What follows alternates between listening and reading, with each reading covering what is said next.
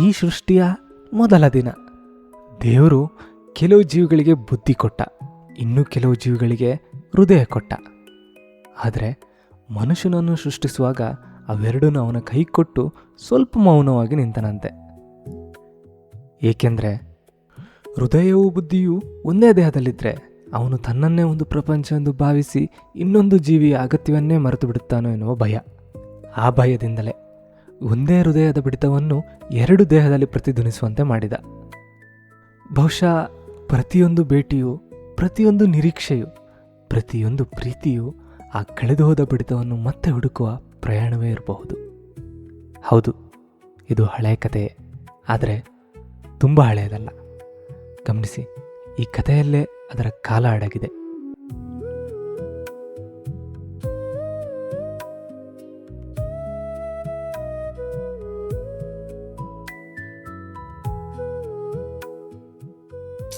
ಇದೊಂದು ಹಾಳಾದ ಬ್ಯಾಗು.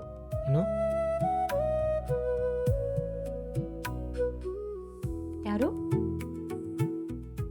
ಯಾರದು? ನೀವ್ಯಾರು? ಯಾರಿ ನೀವು? ನೋಡಿ, ನನ್ನ ಹತ್ರ ತಮಾಷೆ ಬೇಡ. ನಾನು ಅದನ್ನೇ ಹೇಳ್ತಾ ಇರೋದು, ನನ್ನ ಹತ್ರ ಇದೆಲ್ಲ ಇಟ್ಕೋಬೇಡಿ. ದೇವ್ರೇ,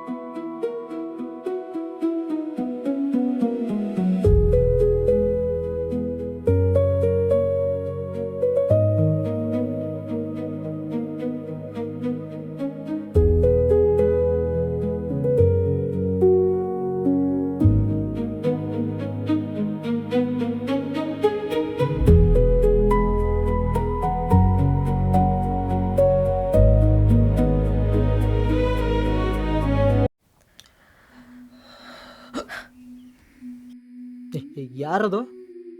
ಯಾರದು? ಮುಂದೆ ಬಾ. ನಾ ಮುಂದೆನೇ ಇದ್ದೀನಿ, ನೀವೇ ಬನ್ನಿ. ಎಲ್ಲಿ? ಇನ್ನೆಲ್ಲಿ? ಬೆಂಚ್ ಮೇಲೆ. ಬೆಂಚ್ ಮೇಲ ಯಾರೂ ಇಲ್ಲ. ಕಾಣಲಿಲ್ಲ ಅಂದ್ರೆ ಬ್ಯಾಟ್ರಿ ತಗೊಂಡು ಹುಡುಕು. ಈ ಹಗ್ಲಲ್ಲಿ ಬ್ಯಾಟ್ರಿ ಬೇಕಾ?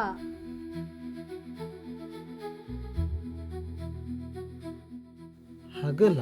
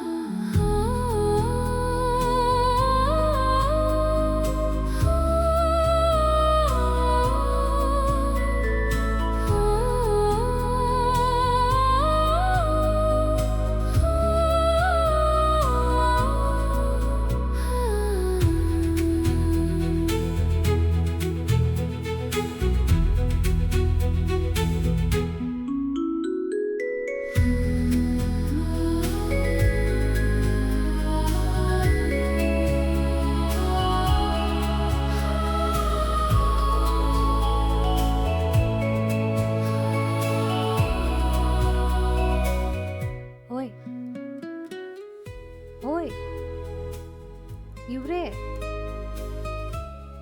ನಿಮ್ಗಿದು ಹೇಳಿದ್ರೆ ನೀವು ನಂಬಲ್ಲ. ನೀವು ಯಾಕೆ? ನಾನು ನಂಬಲ್ಲ. ನಾನು ಯಾಕೆ? ಯಾರೂ ನಂಬಲ್ಲ. ಅದು ಬಿಡಿ, ನನ್ನೇ ನಾನು ನಂಬಲ್ಲ. ಆದರೆ ನಂಗೆ ಈ ಪ್ರಶ್ನೆಗೆ ಒಂದು ಉತ್ತರ ಸಿಕ್ಕಿದೆ ಅಂತ ಅನಿಸ್ತಿದೆ. ಯಾವ ಪ್ರಶ್ನೆ? ಅಂದರೆ ನಾವಿಬ್ಬರು ಒಂದೇ ಜಾಗದಲ್ಲಿ ಕೂತಿದ್ದೀವಿ. ಆದರೆ ನನಗೆ ನೀವು ಕಾಣಿಸ್ತಿಲ್ಲ, ನಿಮಗೆ ನಾನು ಕಾಣಿಸ್ತಿಲ್ಲ. ಆದರೆ ನಿಮ್ಮ ಧ್ವನಿ ನಾನು ಕೇಳಿಸ್ತಿದೆ, ನಿಮಗೂ ನನ್ನ ಧ್ವನಿ ಕೇಳಿಸ್ತಿದೆ. ಅಂದರೆ ಅಂದರೆ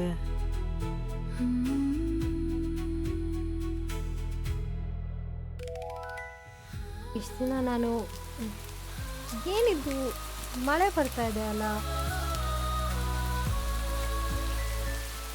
ಇಷ್ಟು ದಿನ ನಾನು ಈ ಮರ, ಗಾಳಿ, ಈ ಬೆಂಚ್ ಜೊತೆ ಮಾತಾಡ್ತಿದ್ದೆ. ಆದರೆ ಯಾರು ನಂಗೆ ಉತ್ತರನೇ ಕೊಡ್ತಿರ್ಲಿಲ್ಲ. ಆದರೆ ಇನ್ಮೇಲೆ ನಿಮ್ಮ ಹತ್ರ ಮಾತಾಡ್ಬೋದು ಅಂತ ಅನಿಸ್ತಿದೆ. ಆದರೆ ಮುಂದೆ ಒಂದಿನ ನಾವು ಭೇಟಿಯಾದಾಗ ನೀವು ಇದನ್ನೆಲ್ಲ ಹೇಳಿ ನಾನು ಆಡ್ಕೋಬಾರ್ದು. ಭೇಟಿ ಆದರೆ ಅಲ್ಲ. ಹೌದಾ?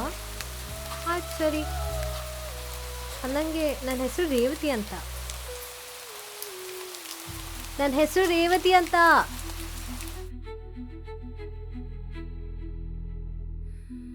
ಯಾರೂ ಇಲ್ಲ ಅಂತ ಇಲ್ಲಿ ಬಂದು ಕುಂತ್ರೆ ಇವಳ್ದೊಂದು ಶುರು ಆಯ್ತಲ್ಲಪ್ಪ.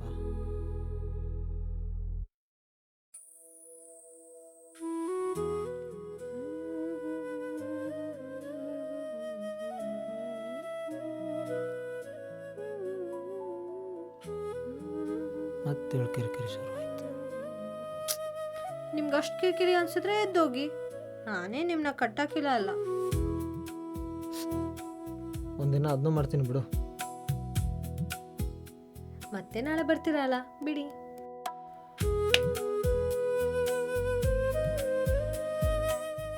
ಓಯ್, ಇವತ್ತು ಬೆಳಗ್ಗೆ ಏನಾಯ್ತು ಗೊತ್ತಾ? ನಾನು ಓಡೋಗಿ ಬಸ್ ಹತ್ತಿದ್ದೀನಿ. ಭಾರಿ ಸಾಧನೆ. ವಿಷಯ ಅದಲ್ಲ, ನಾನು ಕಂಡಕ್ಟರ್ ಹತ್ರ ಜಗಳನೂ ಮಾಡಿದ್ದೀನಿ, ಯಾಕೆ ಬಸ್ ಇಷ್ಟು ಬೇಗ ಬಿಟ್ರಿ ಅಂತ. ಓಹ್, ಅದು ಬೇರೆ ಮಾಡ್ತೀಯ ನೀನು? ಕೇಳು. ನಂಗೆ ಕಂಡಕ್ಟರ್ ಟಿಕೆಟ್ ಕೊಡಬೇಕಾದ್ರೆ ಗೊತ್ತಾಗಿದ್ದು ಅದು ಸಿರ್ಸಿಗೆ ಹೋಗೋ ಬಸ್ ಅಲ್ಲ, ಸೊರಬ ಹೋಗೋ ಬಸ್ಸು ಅಂತ. ಏ ನಕ್ರಿ, ನಕ್ಕಿದ್ರಿ ನೀವು, ನಕ್ಕಿದ್ರಿ ಅಲ್ಲ. ಅನಂತು. ಏನು? ಅನಂತು ನನ್ನ ಹೆಸರು. ಅನಂತ್ ನಾಗ? ಅನಂತ್ ರಾಮ್.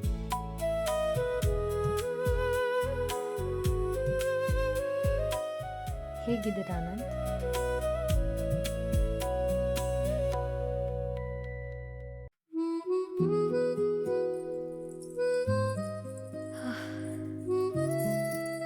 ಕ್ಷಮೆ ಇಲ್ಲಿ, ಸ್ವಲ್ಪ ತಡ ಆಯ್ತು ಇವತ್ತು.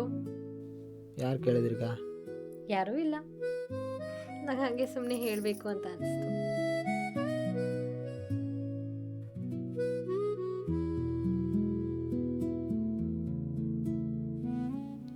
ಓಯ್, ಏನು ಗೊತ್ತಾ, ನೆನ್ನೆ ರಾತ್ರಿ ನಮ್ಮ ಮನೆ ಮುಂದೆಯಿಂದ ಒಂದು ಮೋಟರ್ ಬೈಕ್ ಹೋಯ್ತು. ಅದು ಎಷ್ಟು ಕೆಟ್ಟದಾಗಿ ಶಬ್ದ ಮಾಡ್ತಾ ಹೋಯ್ತು ಗೊತ್ತಾ. ನಾನು ಅವಾಗ ತಾನೇ ಮಲಗಿದ್ದೆ, ಬೆಚ್ಚಬಿದ್ದೆ ನಾನು. ಅದು ಸರಿ, ನಿಮ್ಮ ಮೋಟರ್ ಬೈಕ್ ಓಡ್ಸಕ್ಕೆ ಬರತ್ತಾ? ಹಾಂ, ಬರುತ್ತೆ. ಅದು ನನ್ನ ಹತ್ರ ಗಾಡಿ ಇಲ್ಲ. ಒಂದು ನಿಮಿಷ, ಕೇಳಿಸ್ತಿದ್ಯಾ? ಎಷ್ಟು ಚಂದ ಇದೆ ಅಲ್ಲ. ಚೆನ್ನಾಗ.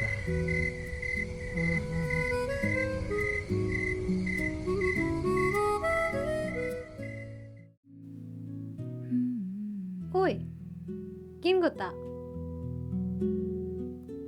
ನಿಮ್ಮ ಪ್ರಕಾರ ನಾನು ನೋಡಕ್ಕೆ ಹೆಂಗಿರ್ಬೋದು? ನೀನಾ ದಪ್ಪ ಇದೆಯಾ? ಅಷ್ಟೇನಿಲ್ಲ. ಎತ್ತರ? ಅಷ್ಟೇನಿಲ್ಲ. ಉದ್ದ ಕೂದಲಿದೆಯಾ? ಅಷ್ಟೇನಿಲ್ಲ.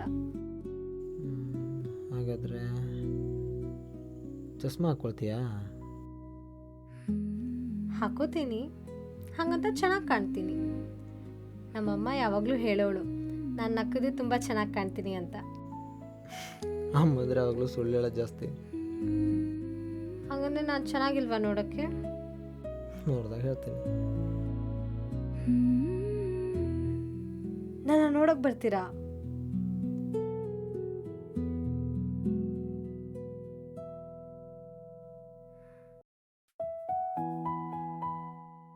ನಿಮ್ಗೊಂದು ಕೇಳ್ಬೋದಾ? ಅದ್ಯಾಕೆ ದಿನ ಇಲ್ಲಿ ಬರ್ತೀರಾ, ಆದರೆ ಏನು ಬಿಡಿಸಿ ಹಾಗೆ ಹೋಗ್ಬಿಡ್ತೀರಾ? ಹಾಗೇನಿಲ್ವಲ್ಲ. ಏನಾದರೂ ಇರಬೇಕಲ್ಲ. ನನಗೆ ಈ ಬಣ್ಣಗಳ ಮೇಲೆಲ್ಲ ನಂಬಿಕೆ ಇಲ್ಲ. ಅದ್ಯಾಕೆ ಹಂಗೆ? ಹೇಳಿ ಹೇಳಿ ಮರೆಯ. ನೀವಿವಾಗ ಹೇಳಲೇಬೇಕು, ನಾನು ತಿಳ್ಕೋಬೇಕು. ಹೇಳ್ತಿದ್ರು, ಈ ಜಗತ್ತಲ್ಲಿ ಇರೋದನ್ನು ಇಲ್ಲದೆ ಇರೋದನ್ನು ನಾನು ಕಂಡಿರೋದನ್ನು ಬೇರೆಯವ್ರಿಗೆ ತೋರ್ಸೋಕ್ಕಿರೋ ಒಂದೇ ಒಂದು ಮಾರ್ಗ ಅಂದರೆ ಪೇಂಟಿಂಗ್ ಮಾತ್ರ. ಅಪ್ಪ ಇದ್ದಾಗ ಇಲ್ಲಿಗೆ ಬರ್ತಿದ್ದೆ, ನೆಮ್ಮದಿ ಇತ್ತು. ಇವಾಗ ಅವರಿಲ್ಲ, ಕೈಯೇ ಓಡ್ತಿಲ್ಲ. ಹಗಲು ಜಗತ್ತಿಗೋಸ್ಕರ ಬದುಕ್ತಿದ್ದೀನಿ, ರಾತ್ರಿ ನೆಮ್ಮದಿ ಹುಡ್ಕೊಂಡು ಇಲ್ಲಿಗೆ ಬರ್ತೀನಿ. ಇವಾಗ ಆ ನೆಮ್ಮದಿ ಸಿಗ್ತಾ ಇದೆ ಅನ್ನಿಸ್ತಿದೆ. ಅದು ಸರಿ, ನಿನ್ನ ಕತೆ ಏನು? ನೀನು ಯಾಕೆ ಇಲ್ಲಿ ಬರ್ತೀಯ? ನಂದೇನು ಆ ಥರ ಸ್ಟೋರಿ ಇಲ್ಲ. ನಮ್ಮದೊಂದು ತುಂಬು ಕುಟುಂಬ. ಅಪ್ಪ, ಅಮ್ಮ, ಅಜ್ಜಿ, ತಾತ, ಕಾಕ, ಚಿಕ್ಕಿ, ಮಾವ, ಅತ್ತೆ, ಅಣ್ಣ, ಅತ್ತಿಗೆ ಎಲ್ಲರೂ ಇದ್ದಾರೆ. ಹಿಂದಿನ ವರ್ಷ ನಮ್ಮ ಅಜ್ಜಿ ಹೋದರು. ಹಂಗಂತ ನಾನು ಇಲ್ಲಿ ಬರ್ತಾ ಇದ್ದೀನಿ ಅಂತ ಅನ್ಕೋಬೇಡಿ. ನನ್ನ ಮಾತು ಯಾರೂ ಕೇಳಲ್ಲ. ನನಗೇನು ಇಷ್ಟ, ನಾನು ಏನು ಮಾಡ್ತಾ ಇದ್ದೀನಿ, ನನ್ನ ಯೋಚನೆ, ನನ್ನ ಕನಸು ಅದು ಯಾರಿಗೂ ಬೇಡ. ಹಾಗಂತ ಬೇರೆ ಥರ ಅಲ್ಲ, ನನಗೇನೋ ಸಣ್ಣ ಹುಡುಗಿ ಅಂತ ಅಂದ್ಕೊಂಡಿದ್ದಾರೆ. ನೀನು ಬರೋ ಮುಂಚೆ ನಾನು ಈ ಮರ, ಈ ಗಾಳಿ, ಈ ಬೆಂಚ್ ಹತ್ರ ಮಾತಾಡ್ತಿದ್ದೆ. ಆದರೆ ಇವಾಗ ನೀನು ಬಂದಿದ್ದು ನಂಗೆ ತುಂಬ ಖುಷಿ ಇದೆ. ಯಾಕಂದರೆ ಇನ್ಮೇಲೆ ನಿಮ್ಮ ಹತ್ರ ಮಾತಾಡ್ಬೋದು. ಇದೇ ಮತ್ತೆ ಮುಂಚೆ ಒಂದು ಸಲ ಹೇಳಿದ್ಯಾ? ಹೌದಾ?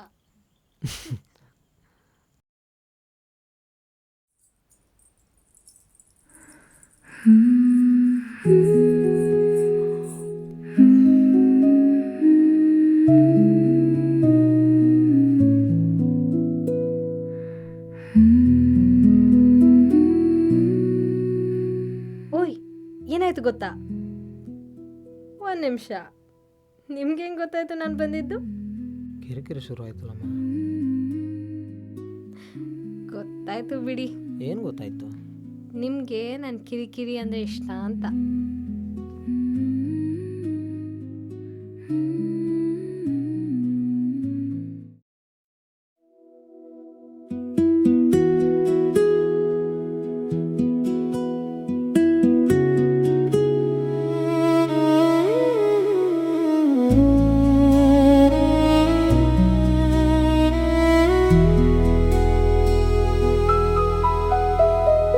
ನೀ ಕಾಣದ ಅಲೆಗಳ ನಾ ಹುಡುಕುತ್ತಾಲೆದೆ, ಗಗನ ತೀರದಿ ನಿನ್ನ ಕಳೆದುಕೊಳ್ಳಲೇನಾ?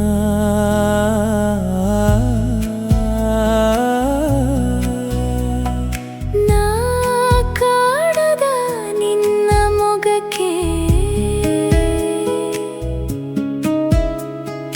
ಜಗ ತಡೆಯುವ ನಿಯಮ.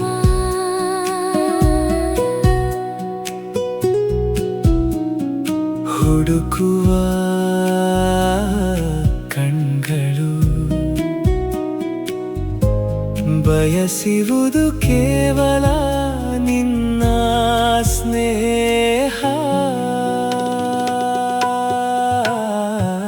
ಕಿವಿಗಳ ಸ್ಪರ್ಶಿಸಿ ಮನಸಲಿ ಇಳಿದವನೇ, ಹಗಲಲು ಇರುಳಿನ ತಂಪನು ತಂದವನೇ.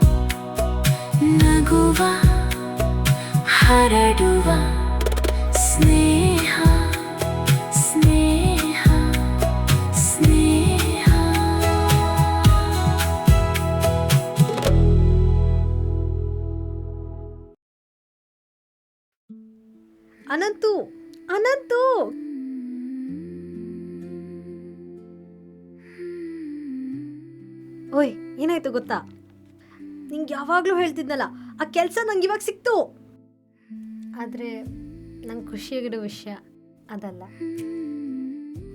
ಮುಂದಿನ ವಾರದಿಂದ ನಾನು ನಿಮ್ಮನ್ನ ರಾತ್ರಿ ಇಲ್ಲಿ ಭೇಟಿ ಮಾಡೋಕ್ಕೆ ಬರ್ಬೋದು. ಅನಂತು ಕೇಳಿಸ್ತಾ? ನಂಗೆ ಗೊತ್ತು ನಿಮಗೆ ನನ್ನ ಭೇಟಿಯಾಗಕ್ಕೆ ಇಷ್ಟ ಇಲ್ಲ ಅಂತ. ಆದರೆ ನಾನು ನಿಮ್ಮನ್ನ ಒಂದು ಸತಿ ಭೇಟಿಯಾಗಬೇಕು, ಒಂದೇ ಒಂದು ಸತಿ ಅಷ್ಟೇ. ನಾನು ನಿಮ್ಮನ್ನ ಭೇಟಿ ಆಗ್ತೀನಿ. ಅನಂತು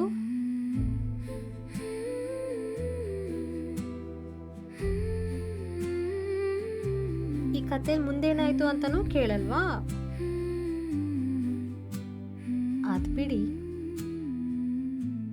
ನಮ್ಮ ಕತೆ ಏನಾಯ್ತು? ಅನಂತು ಅನಂತು ಅನಂತು ಅನಂತು ಅನಂತು ಅನಂತು ಅನಂತು ನೋಡಿಂಗ್ ಮಾಡಬೇಡ, ನಾನು ಎದ್ದೋಗ್ಬಿಡ್ತೀನಿ ನೋಡು. ಅನಂತು ಕೋಪ ನನ್ನ ಮೇಲೆ? ಸರಿ, ನಿಂಗೆ ಇವತ್ತು ಮಾತಾಡ್ಸೋಕ್ಕೆ ಇಷ್ಟ ಇಲ್ಲ ಅಂದರೆ ನಾಳೆನಾದರೂ ಮಾತಾಡಿಸು.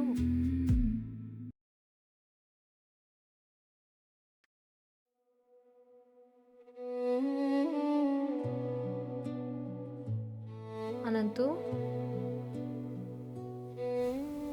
ಅನಂತು ಅನಂತು ನೀನು ನನ್ನ ಮೇಲೆ ಕೋಪನಾ? ಅಲ್ಲ, ಅಂತ ತಪ್ಪು ನಾನೇನು ಮಾಡಿದೆ? ಒಂದ್ಸತಿ ಭೇಟಿ ಆಗೋ ತಪ್ಪ? ಅನಂತು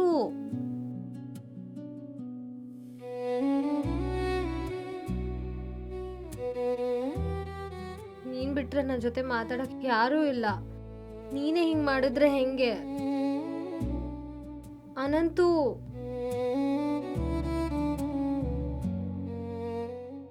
ಕೊನೆ ಪಕ್ಷ ನಾನು ಮಾಡಿರೋ ತಪ್ಪಾದ್ರೂ ಏನು? ಅನಂತು ಅನಂತು ಮಾತಾಡು. ಅನಂತು ಹಿಂಗ್ ಮಾಡಿದ್ರೆ ನಂಗೆ ಏನ್ ಅರ್ಥ ಆಗ್ಬೇಕು? ನಂಗೆ ಏನು ಅರ್ಥ ಆಗ್ತಿಲ್ಲ. ಅನಂತು ಮಾತಾಡು. ಅನಂತು ಅನಂತು ಹಿಂಗ್ ಮಾಡ್ಬೇಡ. ಅನಂತು ಮಾತಾಡು. ಅನಂತು ಅನಂತು ಅನಂತು ಅನಂತು ಮಾತಾಡು. ಅನಂತು ಅನಂತು ಮಾತಾಡು. ನಿನಗೆ ಸುಮ್ಮನಿದ್ರೆ ಆಗಲ್ಲ. ಅನಂತು ಅನಂತು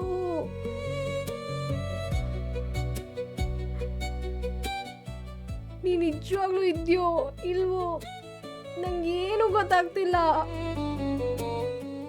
ಅನಂತು ಮಾತಾಡ್ಸು. ಅನಂತು ಅನಂತು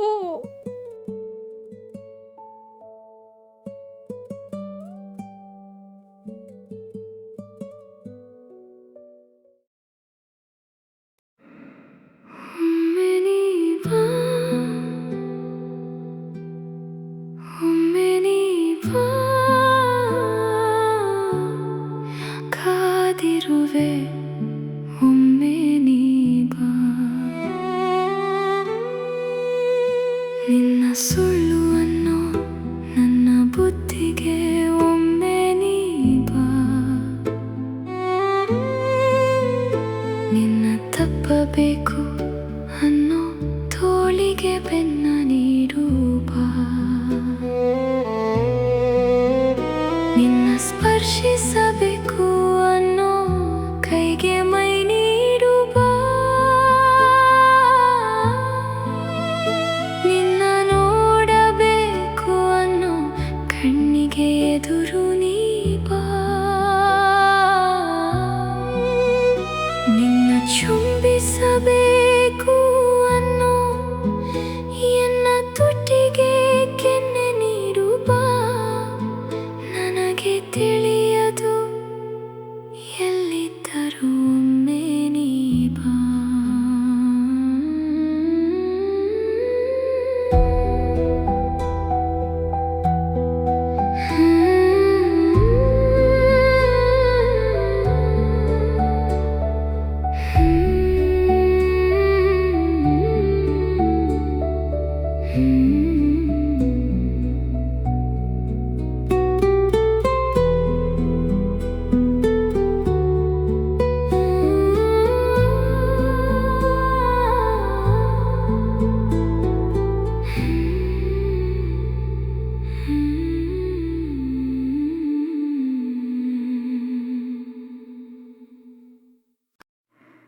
ಹಗಲು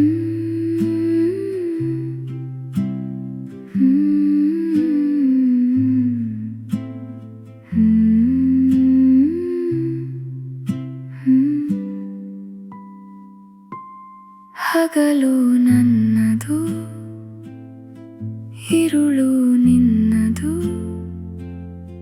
ನಿನ್ನಯ ಹೆಗಲ ಬಯಸಿದೆ ಮನವು,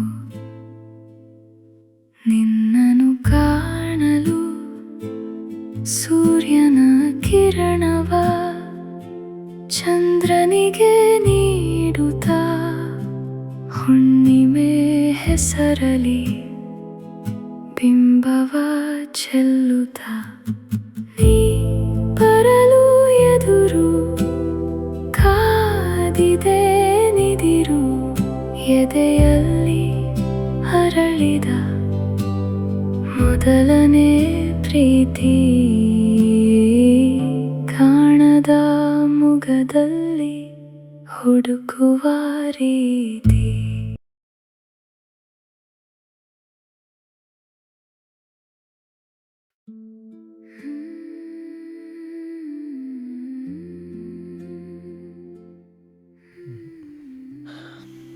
ರೇವತಿ,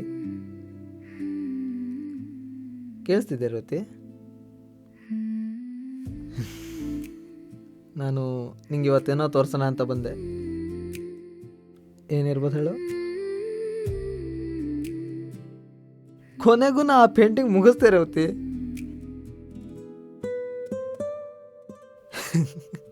ನಾನು ನಿನಗೆ ಪೇಂಟಿಂಗ್ ತೋರ್ಸೋಕೆ ಹೊರಟಿದ್ದೀನಿ ನೋಡು. ನಾನಂತ ಹುಚ್ಚ? ನಿನಗೆ ಹೆಂಗೆ ಕಾಣಿಸುತ್ತೆ ಅಲ್ಲ ರೇವತಿ? ಯಾಕೆ ಮಾತಾಡ್ತಿಲ್ಲ ರೇವತಿ? ತಡ ಆಯ್ತು ಅಂತನಾ?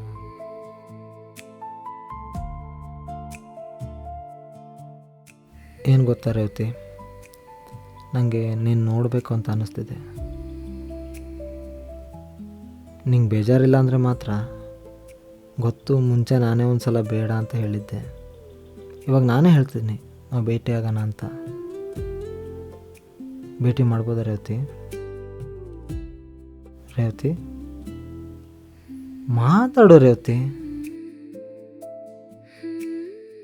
ಏನಾದರೂ ಒಂದು ಹೇಳು.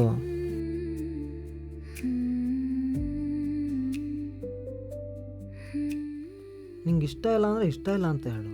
ಈಗ ಸುಮ್ಮನಿದ್ರೆ ಏನರ್ಥ? ಆಯಿತು, ನಾ ಪೇಂಟಿಂಗ್ ತೋರಿಸ್ಬೇಕನ್ನೋ ಉದ್ದೇಶಕ್ಕೆ ಹೇಳಿದೆ ರೇವತಿ.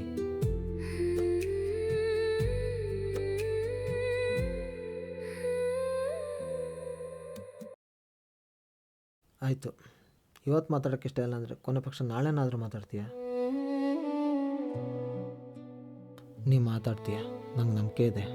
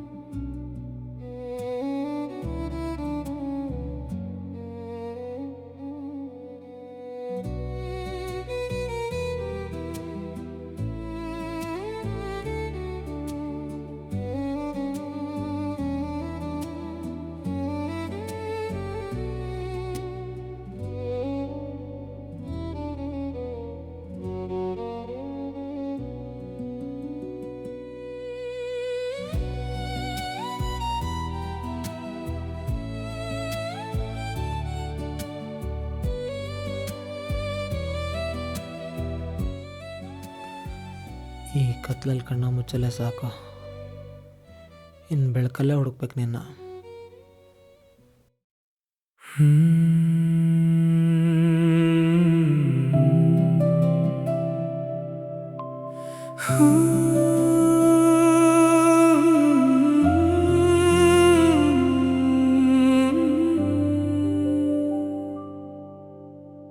ഇരുളു നന്നതു ನನ್ನದು ಹಗಲು ನಿನ್ನದು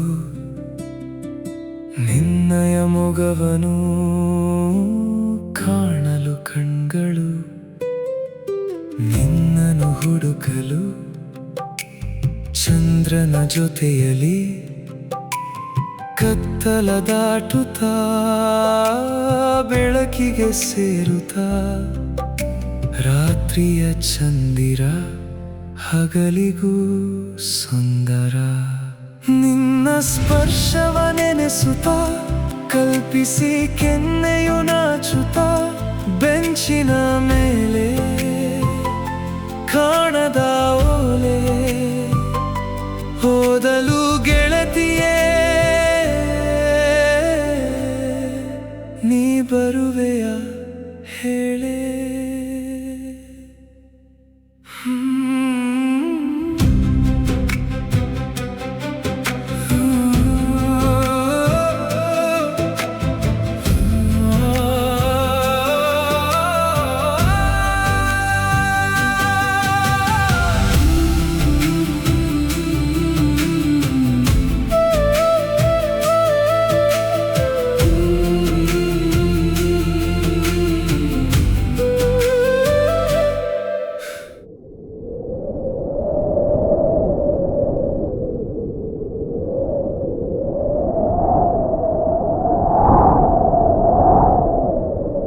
ಹಗಲು ನಮ್ಮದು ഇരുಳು ನಮ್ಮದು ನಾವು ಸೇರಲು ಕಾದಿದೆ ಗಗನವು ಈ ಬೆಂಚಿನ ಮೇಲೆ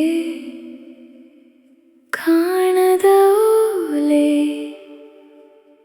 ಓದಲು ನಾನು ಬಂದಿರುವೆ ನೋಡು ಸೋತಿಹ ಭುಜಗಳೇ ಬಯಸುವ ಹೆಗಲೇ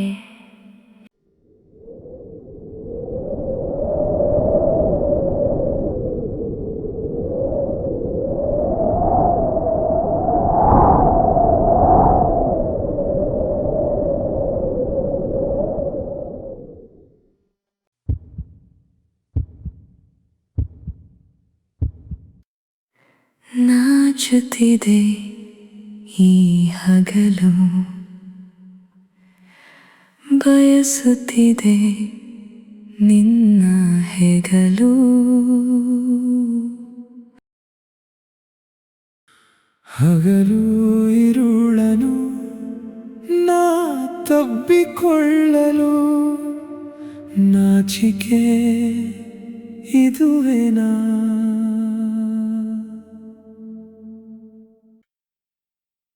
ಕೃಷ್ಣ ನಿನ್ನ ಹೆಗಲ ಬಯಸುತ್ತ ನಾನು ರಾಧಾ ನಿನ್ನ ಸನಿಹ ಬಂದೆನು ಮನವ ಚಾಚಿ ಕುಂತೆನು ಕಿಸು ಮಾತಾಡೋ ಸಖ ತುಸು ನಗುವ ಒಮ್ಮೆ ಬೀರುತ್ತ ಹೆಗಲ ಹಾಸಲೆ ಭುಜದ ಮೇಲೆ ನಿನ್ನ ನೋಟ ನನ್ನ ಕಡೆಗೆ ತಪ್ಪು ಏನು ನನ್ನದಿಲ್ಲಿ ಸೋತ ಸನಿಹ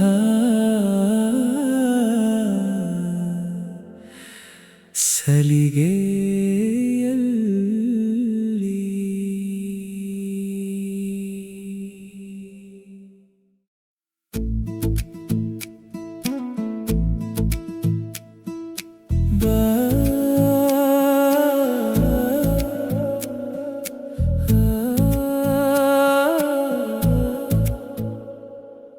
ಬಾಯಾರಿ ಕುಡಿಯ ಹೋದ ನೀರ ನೀರಿನಲ್ಲಿ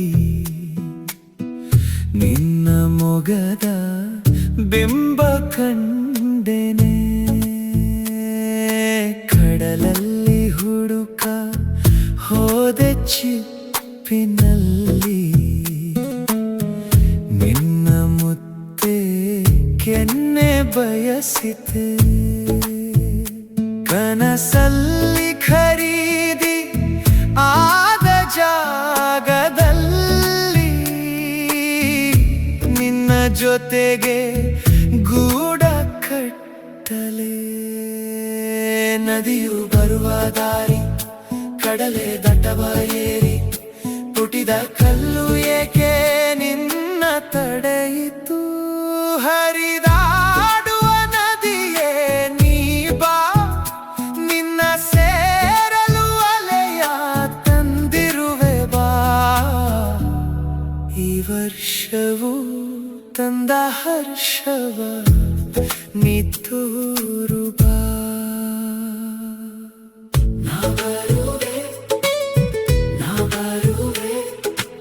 ಏನೇ ತಡೆದರು ನಾ ನಿನ್ನ ಸೇರುವೆ.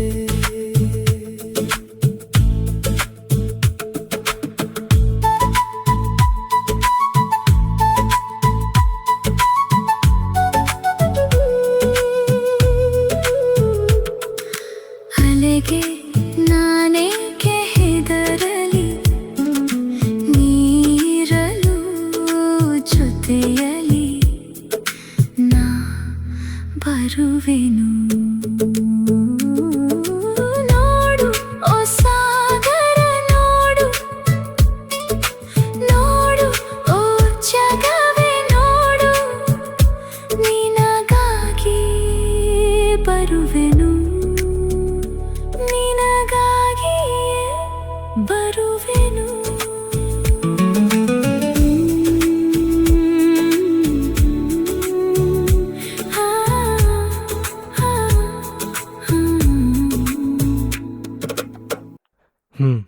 ಹೌದು, ಇಲ್ಲಿಗೆ ಈ ಕತೆ ಮುಗೀತು.